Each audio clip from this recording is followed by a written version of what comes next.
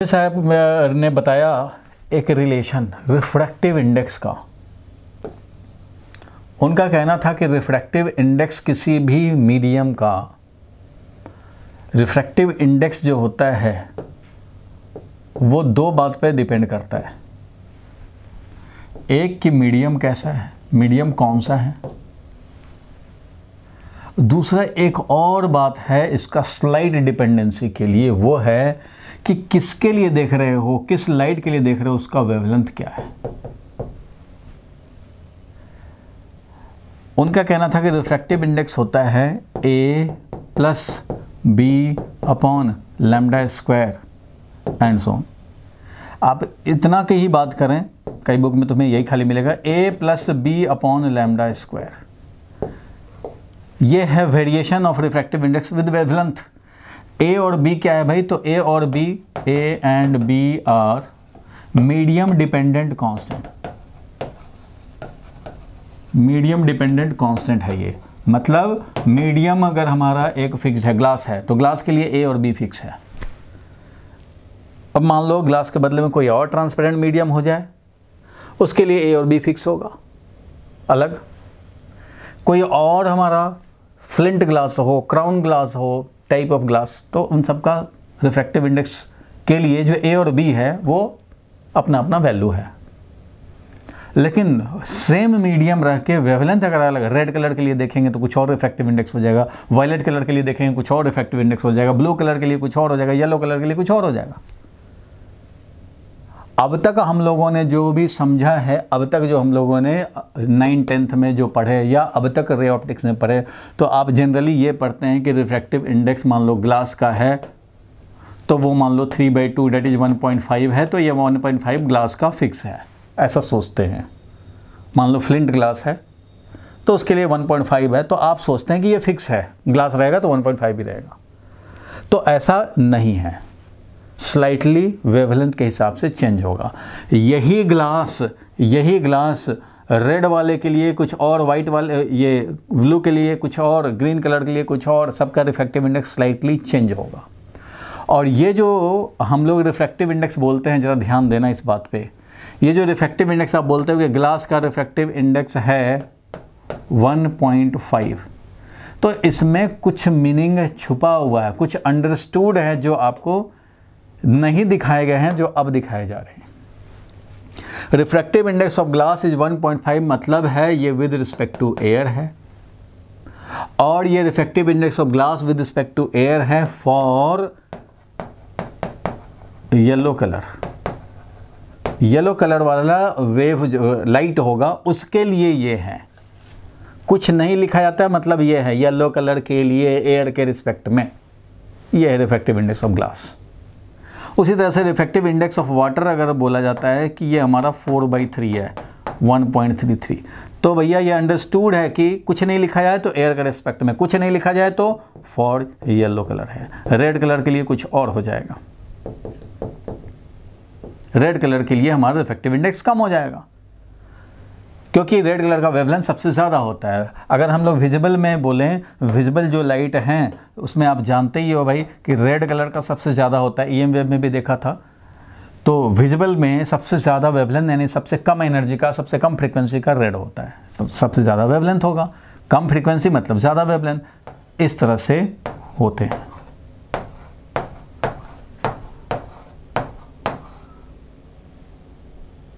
Delta लिख दिया, wavelength लिखते हैं, डेल्टा भी पढ़ेंगे आज, लेकिन अभी वेवलेंथ की बात करें। Greater than this, greater than this,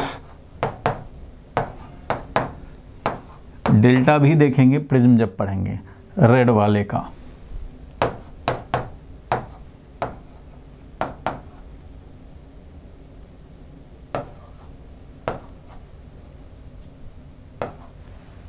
ये हो गया विबग्योर का वेवलेंथ, सबसे ज़्यादा रेड का, orange, yellow, green, blue, Indigo और वायलेट।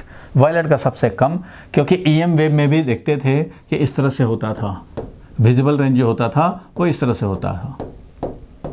विजिबल रेंज जो आता था हमारा 3800 एंगस्ट्रम से लेकर 7800 एंगस्ट्रम। तो ये वाला जो होता है रेड, ये होता है 7800 एंगस्ट्रम का, और ये वाला होता है 3800 एंगस्ट्रम का। सबसे ज़्यादा वेवलेंथ, ये वेवलेंथ की बात कर रहे हैं। और फ्रीक्वेंसी जाएंगे यहाँ इधर फ्रीक्वेंसी, तो फ्रीक्वेंसी डाउनवर्ड में इंक्रीज हो, फ्रीक्वेंसी डाउनवर्ड में डिक्रीज होगा, अपवर्ड में इंक्रीज होगा, क्योंकि भाई ऊपर सबसे ज़्यादा फ्रीक्वेंसी का हम लोग दिखाते हैं। तो जैसे जैसे नीचे जाएंगे वेवलेंथ इंक्रीज यानी फ्रीक्वेंसी डिक्रीज, ऐसे ऐसे जाएंगे तो फ्रीक्वेंसी विल डिक्रीज, इधर जाएंगे फ्रीक्वेंसी डिक्रीज वेवलेंथ इंक्रीज। तो ईएम वेव में ये विजिबल वाला पार्ट है। इसके ऊपर हमारा होता था यूवी रेज, इसके नीचे होता था इंफ्रारेड, फिर माइक्रोवेव, फिर रेडियो वेव, इस तरह से होता है। तो विजिबल वाले पार्ट में इस तरह से ये कलर हैं, जो कि प्रिज्म से अगर वाइट लाइट को पास कराए तो ये स्प्लिट कर देता है, जिसको डिस्पर्सन ऑफ लाइट बोलते हैं। वो आगे के टॉपिक हैं, शायद आज हो पाए ना हो पाए, लेकिन नेक्स्ट क्लास में तो ज़रूर हो जाएगा। फिलहाल ये है कि कौशी साहब ने बताया कि भाई रिफ्रैक्टिव इंडेक्स सिर्फ मीडियम डिपेंडेंट नहीं है, रिफ्रैक्टिव इंडेक्स सिर्फ मीडियम डिपेंडेंट नहीं है, ये वेवलेंथ डिपेंडेंट भी है। सेम मीडियम ज़्यादा वेवलेंथ वाला यूज़ करोगे तो रिफ्रैक्टिव इंडेक्स कम हो जाएगा, क्योंकि डिनोमिनेटर में है वेवलेंथ। अगर ज़्यादा वेवलेंथ तो कम रिफ्रैक्टिव इंडेक्स, इसलिए रेड कलर का वेवलेंथ ज़्यादा है तो रेड कलर के लिए रिफ्रैक्टिव इंडेक्स कम होगा। With respect to orange, with respect to yellow, with respect to ये ग्रीन, उसी तरह से ये चलते रहेंगे। रिफ्रैक्टिव इंडेक्स ब्लू का, रिफ्रैक्टिव इंडिगो का, और रिफ्रैक्टिव इंडेक्स वायलेट वाले का। सबसे कम रिफ्रैक्टिव इंडेक्स रेड का, सबसे ज़्यादा वेवलेंथ रेड का। तो according to Cauchy, the refractive index of medium also depends on wavelength of the light used, and this relation is known as Cauchy relation. ठीक है, कौशी साहब ने बताया, क्या बताया भाई? Refractive index also depends on wavelength of light used. ठीक है, ये बात आप ध्यान रखेंगे, क्योंकि आगे के रिफ्रैक्शन में कलर वाइज अगर आपको देखना हो कि किस कलर का रिफ्रैक्टिव इंडेक्स ज़्यादा है, किसका कम है, तो भैया ये वाला रिलेशन याद रखने हैं, ये रिलेशन याद रखने। तो खाली आप कौशी रिलेशन याद रखो तो ये सब तो अपने आप इंटरप्रेट कर लेंगे। ज़्यादा वेवलेंथ, कम है रिफ्रैक्टिव इंडेक्स का वैल्यू। बोलो, याद रहेगा भाई कौशी साहब का रिलेशन। ठीक है, और मैंने एक दिन व्हाट्सएप पे भेज भी दिया था कि भाई रिफ्रैक्टिव इंडेक्स, किसी ने बोला मान लो कि एयर के रिस्पेक्ट में ए मीडियम का refractive index multiplied by B का है ए के रिस्पेक्ट में, मल्टीप्लाइड बाई सी का है बी के रिस्पेक्ट में, मल्टीप्लाइड बाई डी का है सी के रिस्पेक्ट में, और ये मल्टीप्लाइड बाई मान लो हमारा ग्लास का है डी के रिस्पेक्ट में। तो इस तरह से बहुत सारे मीडियम का है। ये रिफ्रैक्टिव इंडेक्स मल्टीप्लाई करेंगे तो क्या मिलेगा हमें भाई? तो मिलेगा जो यहाँ है ये वाला वो, और जो लास्ट में है, मीन्स यहाँ पे नीचे क्या रहेगा? वही जो लास्ट में है, ऊपर क्या रहेगा? वही जो स्टार्टिंग में है। क्योंकि ये वाला इससे कैंसिल होगा, ये वाला इससे कैंसिल, ये वाला इससे कैंसिल, ये वाला इससे कैंसिल। कैसे भाई? तो आपको पता ही है रिफ्रैक्टिव इंडेक्स हम लोग बोलते हैं अगर ए मीडियम का विद रिस्पेक्ट टू बी, तो इसका मतलब क्या होता है भाई? तो इसका मतलब होता है refractive index of A with respect to B. ये तो बताया था भाई। इसलिए ये क्या है भाई? तो ये है refractive index of A medium with respect to air multiply by refractive index of B with respect to A. ये है refractive index of C with respect to B. ये है refractive index of D with respect to C. ये है refractive index of glass with respect to D. इसलिए ये हो जाते हैं कैंसिल, और मिलता है फाइनली क्या भाई? तो म्यू ग्लास का डिवाइडेड बाई म्यू एयर का। It means refractive index of glass with respect to air. यही होता है। ये बात पहले भी मैंने एक भेजा था भाई व्हाट्सएप पे, तुम्हें किसी बच्चे ने डाउट पूछा था तो मैंने भेज दिया था सबके लिए। कौशी रिलेशन आप समझ गए। ये बात तो जब भी यूज होना होगा यूज कर लेंगे। 1 2 3 4 ऐसे आता रहे, 1 2 2 3 3 4 4 5 ऐसे हो तो ये सब ऐसे ऐसे कैंसिल कर देना सीधा, और ये रह गया, ये रह गया। चलो भाई, कौशी रिलेशन क्लियर हो गया तुम्हें? तो मैं अब आगे बढ़ता हूँ भाई। TIR, total internal reflection, topic लिखो भाई, टोटल इंटरनल रिफ्लेक्शन। हम लोग अभी तक रिफ्रैक्शन पढ़ रहे हैं, याद होगा तुम्हारे सिलेबस में रिफ्रैक्शन है। पहले देखा refraction at plane surface, real depth, apparent depth, refraction at curved surface, refraction curved surface से बनने से ही लेंस बना, लेंस का कटिंग वटिंग देखा, लेंस फार्मूला देखा, ये सब देखा, मैग्नीफिकेशन देखा, ये सब काम किया। अब इसी रिफ्रैक्शन का एक स्पेशल केस है, इस रिफ्रैक्शन का स्पेशल केस है कि कभी कभी डेंसर से रेयर मीडियम में एंटर करने के चक्कर में कई बार TIR हो जाता है, टोटल इंटरनल रिफ्लेक्शन। ये क्या है भाई, तो इसको भी ज़रा हम लोग समझने का कोशिश करते हैं। तो चलो भाई इसको समझा जाए। टोटल इंटरनल रिफ्लेक्शन के लिए समझें, एक मान लो हमारा एक इंटरफेस है जिसमें इधर मीडियम कुछ और है, ये कुछ और मीडियम है, ठीक है भाई, वाटर है मान लो, ये वाटर है, ठीक है। और हम लोग कर क्या रहे हैं भाई, तो यहाँ पे ये डेंसर मीडियम है, ये तो डेंसर मीडियम है, वाटर है तो डेंसर मीडियम है। यहाँ पे मान लो हमने लिया कोई ऑब्जेक्ट, ये मान लो कोई ऑब्जेक्ट, डायमंड है, रेड पड़ गया है भाई, इनकम टैक्स वाले का रेड पड़ गया, डायमंड स्विमिंग पूल में छुपा के रखा है, कोई डायमंड को स्विमिंग पूल में छुपा के रखा है। तो ये भैया यहाँ या बल्ब है या डायमंड है, कुछ भी, यहाँ से लाइट निकल रहे हैं। तो यहाँ से लाइट निकल रहे हैं, तो जो लाइट स्ट्रेट जाना चाहेगा वो तो भाई नॉर्मल इंसिडेंट होगा, वो तो चलता चला जाएगा, अनडेविएटेड, विदाउट एनी डेविएशन, ये तो चला जाएगा, चला ही जाता है, इसमें तो कोई परेशानी वाली बात होती नहीं है। लेकिन प्रॉब्लम तब हो जाता है जब ये स्ट्रेट वाला तो स्ट्रेट जाएगा, लेकिन जो इधर साइड से जो ऑब्लिक पहुंचेगा ये हमारा स्ट्रेट नहीं जा पाएगा, क्योंकि ये तो भैया बाउंड्री था इसका, कॉमन इंटरफेस। अब यहाँ से ये वाला लाइट रे तो ऐसे निकल जाएगा, ये वाला लाइट रे इस तरह से निकल गया ऐसे। कोई जो यहाँ से ज़्यादा एंगल, यहाँ से थोड़ा सा ज़्यादा डेविएट हो, और यहाँ पे नॉर्मल का वैल्यू अगर हम लोग नॉर्मल देखें, ये नॉर्मल है, यहाँ पे भी ये नॉर्मल है, यहाँ पे एंगल ऑफ इंसिडेंस कम है, यहाँ एंगल ऑफ इंसिडेंस बढ़ गया, तो देखेंगे भाई कि यहाँ से जब ये लाइट रे निकलेगा ऐसे चला जाएगा, क्योंकि ये लाइट रे जिस तरह से एंगल ऑफ इंसिडेंस होगा उसी हिसाब से एंगल ऑफ रिफ्रैक्शन होता है, और एंगल ऑफ इंसिडेंस यहाँ पे ये है, उसके हिसाब से एंगल ऑफ रिफ्रैक्शन ज़्यादा होना है, क्योंकि ये है डेंसर मीडियम, इधर है हमारा रेयर मीडियम, इस तरह से जा रहा है। लेकिन सर्टेन एंगल पे जब ये इंसिडेंट होता है, ये कंडीशन है मान लो। अब ऐसे कंडीशन में जब इंसिडेंट हो, नॉर्मल ये है, तो इस कंडीशन में ये ऐसे निकल के ग्रेजिंग करता हुआ, दैट इज़ कॉमन इंटरफेस के थ्रू ही चला जाए, तो इस एंगल को बोलते हैं क्रिटिकल एंगल। इस एंगल ऑफ इंसिडेंस को क्या बोलते हैं, क्रिटिकल एंगल। और इससे भी अगर लार्ज एंगल पे, इससे भी लार्ज एंगल पे कोई इंसिडेंट रे हो, means angle of incidence greater than critical angle, ये हमारा क्रिटिकल एंगल था जिसके लिए जो एंगल ऑफ रिफ्रैक्शन है वो 90 डिग्री हो जाए। जब ये 90 degree angle of refraction 90 degree हो जाए, ग्रेजिंग करता हुआ चला जाए, तो इसको क्रिटिकल एंगल बोलते हैं। क्रिटिकल एंगल से भी ज़्यादा जब ये एंगल ऑफ इंसिडेंस हो जाएगा, तो उस कंडीशन में ये क्या करेगा, तो टोटल इंटरनल रिफ्लेक्शन, मतलब सेम डेंसर मीडियम में ये वापस आ जाएगा। तो जब सेम मीडियम में वापस आ जाता है, तो ऐसे को हम लोग बोलते हैं कि भाई इसका अब TIR हुआ, टोटल इंटरनल रिफ्लेक्शन हुआ। ये कब ऐसा होता है भाई, तो जब एंगल ऑफ इंसिडेंस, देखो ये वाला जो एंगल था वो हमारा क्रिटिकल एंगल था, इसको बोलते हैं क्रिटिकल एंगल, IC बोल देते हैं, क्रिटिकल एंगल। यहाँ पे जो ये एंगल है वो angle of incidence greater than critical angle है, ये ग्रेटर देन क्रिटिकल एंगल है। यहाँ पे क्या हुआ है भाई, तो यहाँ पे जो एंगल ऑफ इंसिडेंस है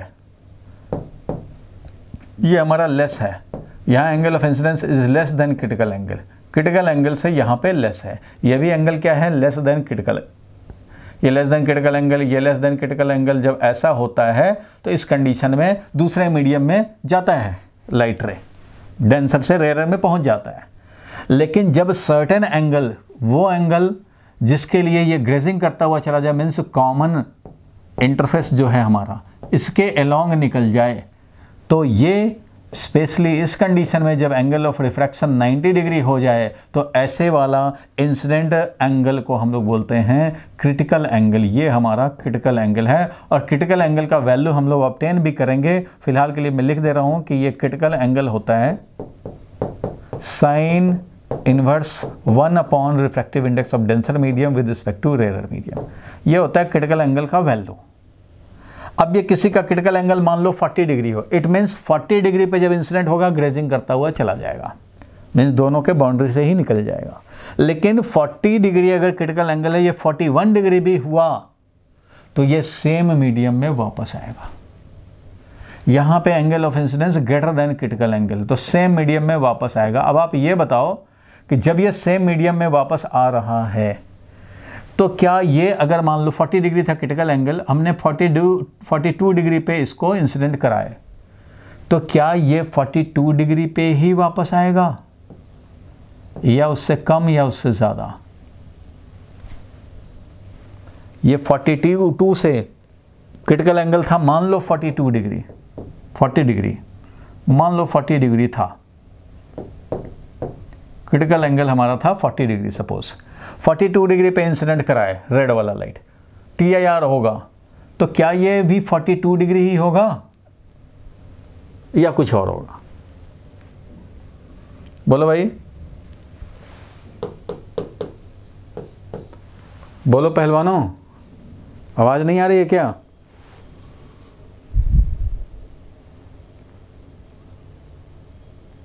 बोलो भाई, कितना होगा?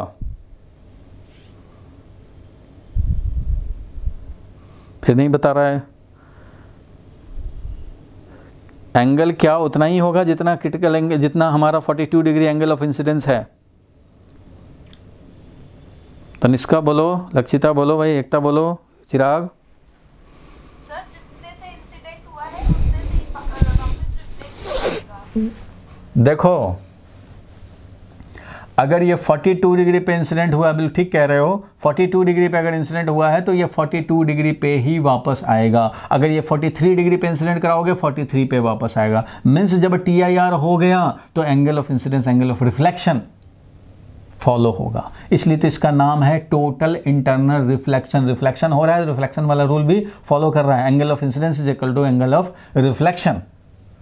एंगल ऑफ इंसिडेंस इस केस में equal to angle of reflection होगा, लेकिन angle of incidence should be greater than critical angle, इस कंडीशन में होगा। इसलिए इसका नाम टोटल इंटरनल रिफ्लेक्शन है। सब लोग ध्यान से समझो भाई। When light ray enters from denser medium to rare medium, then light ray will be able to enter in the rare medium. Enter rare medium में करने के लायक हो जाएगा if angle of incidence is less than critical angle. If angle of incidence is less than critical angle, then light enters in rare medium. Rare medium में वो enter कर जाएगा। लेकिन if angle of incidence is equal to critical angle, then क्या होगा भाई? तो angle of refraction 90 degree, angle of refraction 90 degree हो जाएगा और ये कॉमन इंटरफेस के थ्रू चला जाएगा। जो हमारा रिफ्लेक्टेड रे होगा ये ना तो डेंसर में जाएगा ना रेयर में जाएगा। That is emerge as grazing light, grazing ray. Grazing ray मतलब कॉमन बाउंड्री के थ्रू निकल जाएगा। कॉमन बाउंड्री के थ्रू ये निकल जाएगा, ना उस मीडियम में ना वापस। लेकिन अगर हमारा angle of incidence greater than critical हुआ, देन टोटल इंटरनल रिफ्लेक्शन। ठीक है, तो टोटल इंटरनल रिफ्लेक्शन होगा। तो टोटल इंटरनल रिफ्लेक्शन के लिए जो दो कंडीशन बने, टोटल इंटरनल रिफ्लेक्शन के लिए जो दो कंडीशन बने वो क्या क्या बने भाई? 2 कंडीशन फॉर TIR के लिए क्या कंडीशन बने भाई? तो नंबर 1 कि ये लाइट रे हमारा डेंसर टू रेयर एंटर करने का टेंडेंसी होना चाहिए, और नंबर 2 बात कि angle of incidence greater than critical होना चाहिए। That is angle of incidence should be greater than sine inverse 1 divided by denser medium का refractive index with respect to rare medium. Sine inverse ये हम लोग derive करते हैं, अलग है।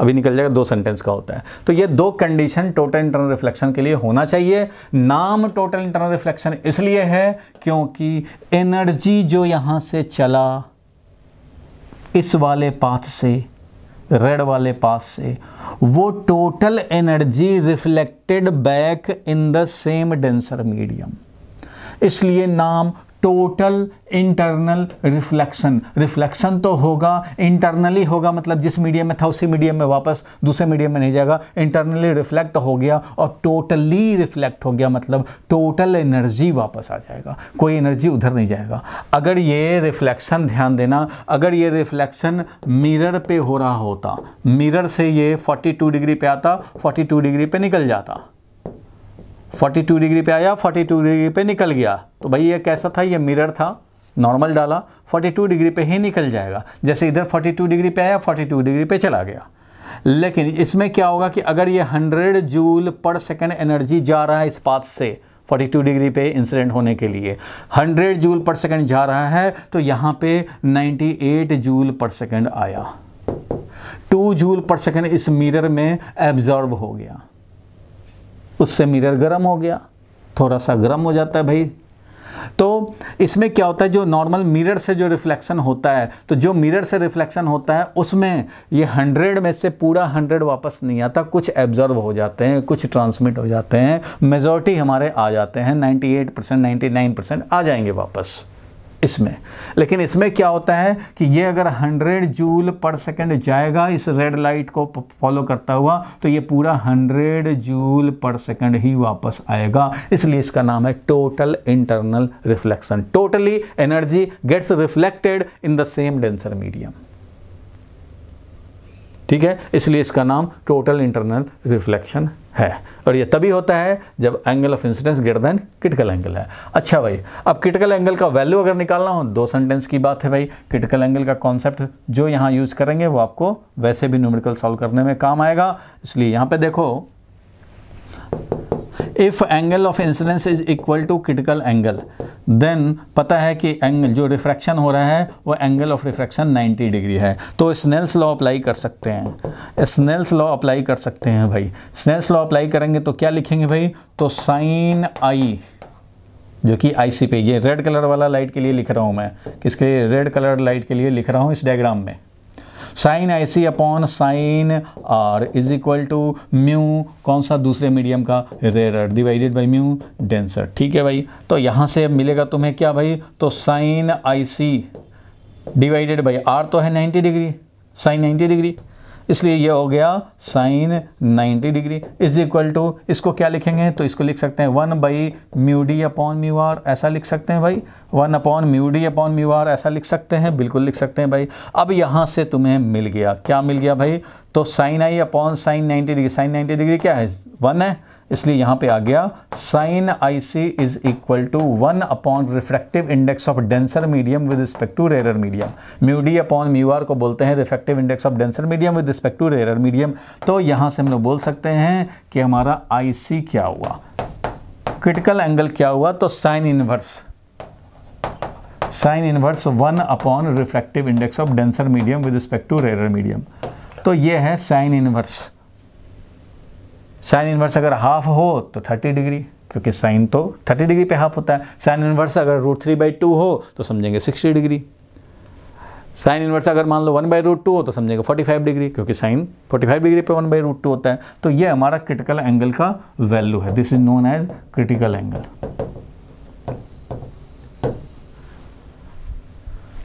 तो इस तरह से हम लोगों को क्रिटिकल एंगल का वैल्यू, आईसी का वैल्यू हम लोगों को ऑब्टेन करना था, तो वो हम लोगों ने ऑब्टेन कर लिया। बोलो भाई, यहां तक क्लियर है?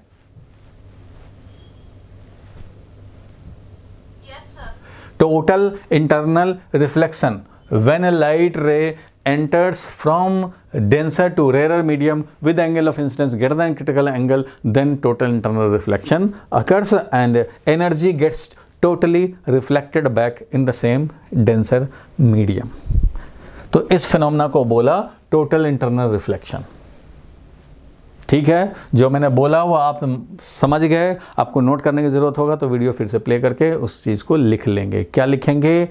Total internal reflection is the phenomena in which if angle of incidence is greater than critical angle in the denser medium, then energy gets totally reflected back in the same denser medium.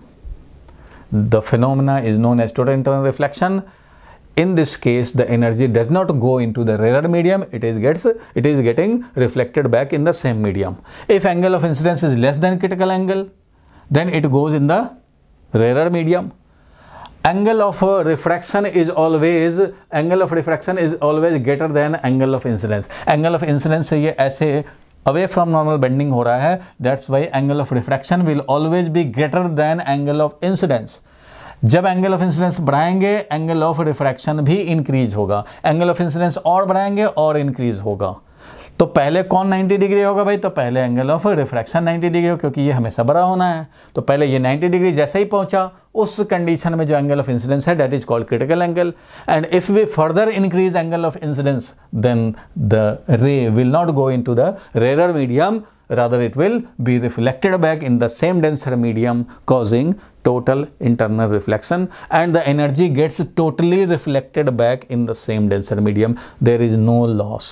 Optical fiber is an example. Optical fiber में जब हम लोग light enter करते हैं, light इधर से incident हुआ और ये इस तरह से रिफ्लेक्ट होके आया, यहाँ पे TIR हो, फिर यहाँ TIR हो, और ऐसे चलता चला जाए। ऑप्टिकल फाइबर में 500 किलोमीटर भी आप ऑप्टिकल सिग्नल को पास कराएंगे तो ऑलमोस्ट उतना ही एनर्जी मिलता है, क्योंकि एनर्जी लॉस बहुत कम होता है।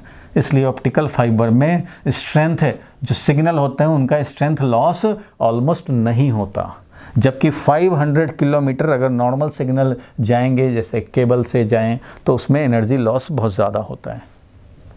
सो ऑप्टिकल फाइबर का इफिशियंसी इसलिए वेरी हाई है कि total internal reflection causes no energy loss. ठीक है भाई, ये बात आप समझते हैं। अब टोटल इंटरनल रिफ्लेक्शन का बहुत सारे यूज़ होते हैं, न्यूमेरिकल भी आते हैं। तो चलो भाई एक न्यूमेरिकल पहले सॉल्व किया जाए।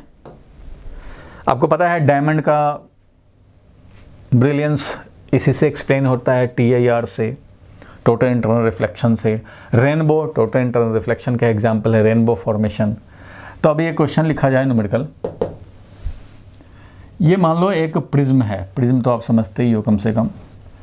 ये एक मान लो प्रिज्म है, इस तरह का प्रिज्म है, 30 डिग्री है, इधर मान लो ये 60 डिग्री है, ये वाला मान लो 90 डिग्री है। तो चलो भाई प्रिज्म है, प्रिज्म है मतलब एक ये वाला सरफेस है, एक इधर से ये वर्टिकल सरफेस है, और इधर से ये एक सरफेस है। इस प्रिज्म में ABC है मान लो। लाइट रे एक इंसिडेंट करा रहे हैं यहाँ से, चलो ऐसे करा रहे हैं, नॉर्मल टू दिस सरफेस। ये लाइट रे ऐसे इंसिडेंट हुआ, इसका refractive index material of the prism का वो म्यू है। प्रिज्म नाम ना भी बोलें तो एक ही बात है, ये इस तरह से ग्लास का समझो प्रिज्म है, इस तरह से ट्रायंगुलर शेप का है, मतलब इधर से बोलें तो ये पूरा इस तरह से है। ऊपर है रेक्टेंगुलर सरफेस, सामने भी है रेक्टेंगुलर सरफेस, और उधर भी है एक रेक्टेंगुलर सरफेस। अब समझ लो, मतलब ऊपर भी एक रेक्टेंगुलर, इधर भी रेक्टेंगुलर, ये वाला ट्रायंगुलर फेस है। तो ये तो आप समझ रहे हैं कि ये किस तरह का है। तो क्वेश्चन जो था उस पर हम लोग वापस आए। तो क्वेश्चन तो ये था भाई कि इस तरह से जो ट्रायंगुलर प्रिज्म है, इस पे लाइट रे इंसिडेंट हुआ है नॉर्मली, और रिफ्रैक्टिव इंडेक्स का वैल्यू निकालने हैं सच दैट, लिखो question, find value of refractive index of prism such that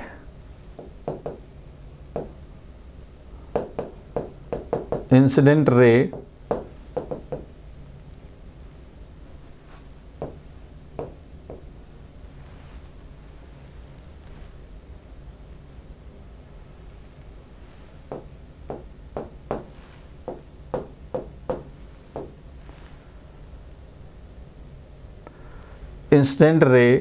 suffers total internal reflection at face BC। BC face पे इसको टोटल इंटरनल रिफ्लेक्शन मिले। इसके लिए हमें निकालना है म्यू का वैल्यू। क्वेश्चन कई बार आया हुआ है इसलिए इंपॉर्टेंट है। इस इंसिडेंट रे जो कि ये नॉर्मल इंसिडेंट हुआ है, इसके लिए बात हो रही है। कैसे सॉल्व करेंगे भाई? तो नॉर्मल जो हम लोगों का है वही काम करना है।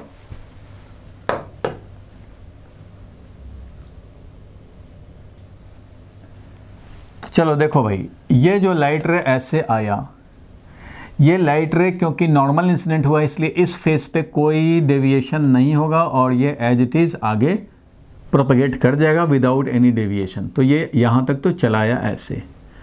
अब इस वाले सरफेस पे टोटल इंटरनल रिफ्लेक्शन क्वेश्चन कह रहा है कि हो रहा है। तो रिफ्रैक्टिव इंडेक्स फ्री मटेरियल का क्या है? तो यहाँ पे TIR हो रहा है, मतलब जितने एंगल से ये इंसिडेंट होगा उतने एंगल पे ये निकल जाएगा। ये एंगल इज इक्वल टू ये एंगल। अब सोचो ये एंगल कितना है, उसके लिए आपको करने पड़ेंगे कंडीशन। रिफ्रैक्टिव इंडेक्स का अपने आप वैल्यू मिलेगा। आपको पता है कि if total internal reflection is to take place, अगर ये होना है एट फेस BC, इसका मतलब है अगर ये BC फेस पे टोटल इंटरनल रिफ्लेक्शन होना है, इसका मतलब जो एंगल ऑफ इंसिडेंस है वो ज़रूर हमारा ग्रेटर देन क्रिटिकल एंगल हुआ होगा, तभी तो ये ऐसा हो पाएगा।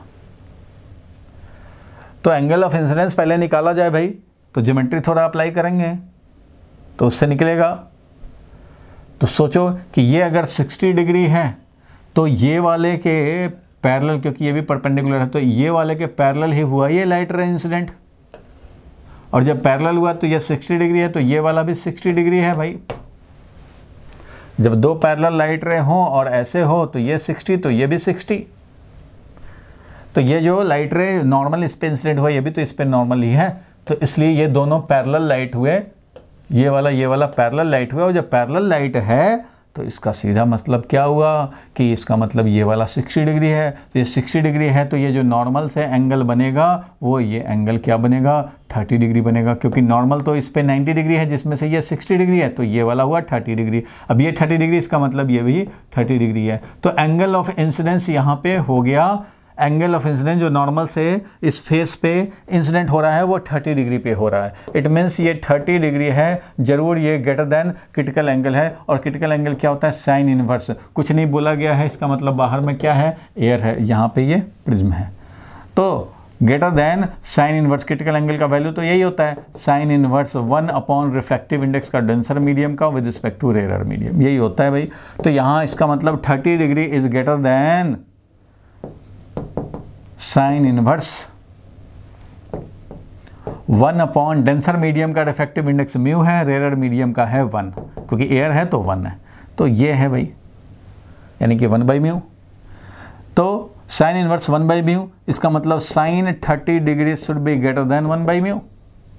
ये इधर ले आए तो साइन 30 डिग्री हमारा ग्रेटर देन 1/μ होना चाहिए। म्यू मतलब वही डेंसर मीडियम का, ये जो म्यू है रिफ्रैक्टिव इंडेक्स ऑफ प्रिज्म उसका। तो यहाँ से हम लोग बोल सकते हैं कि sine 30 degree means half should be greater than 1/μ। इसलिए म्यू का वैल्यू क्या होगा? तो म्यू का वैल्यू इसका मतलब ग्रेटर देन 2 है। म्यू का वैल्यू है greater than 2। It means mu का वैल्यू ग्रेटर देन 2 होगा तभी ऐसा हो पाएगा। इसलिए ऑप्शन में अगर दिया रहेगा, मान लो कि टोटल इंटरनल रिफ्लेक्शन हो रहा है, ऑप्शन दे दे, मान लो एक 1.5 का दे दे, एक 1.7 का दे दे, एक 2.1 दे दे, एक 2.0 दे दे, और बोले भाई टोटल इंटरनल रिफ्लेक्शन हो रहा है, तो इसका मतलब रिफ्रैक्टिव इंडेक्स ये है। क्योंकि होने के लिए तो ये कंडीशन होना ही चाहिए। समझ गए भाई यहां तक? बोलो भाई, क्लियर है यहाँ तक?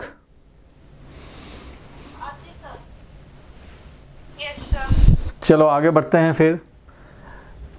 अब इसमें आपको रिफ्रैक्टिव इंडेक्स दे देता तो एंगल ऑफ इंसिडेंस निकालने को बोल सकता था भाई कि TIR हो तो एंगल ऑफ इंसिडेंस कितना होना चाहिए। तो मेन क्या है, इस कंडीशन को फॉलो कराना, एक कंडीशन को देखना, जहाँ भी TIR होना है वो ये कंडीशन ज़रूर फॉलोड होना है। ठीक है भाई, यहाँ तक क्लियर है। तो एक और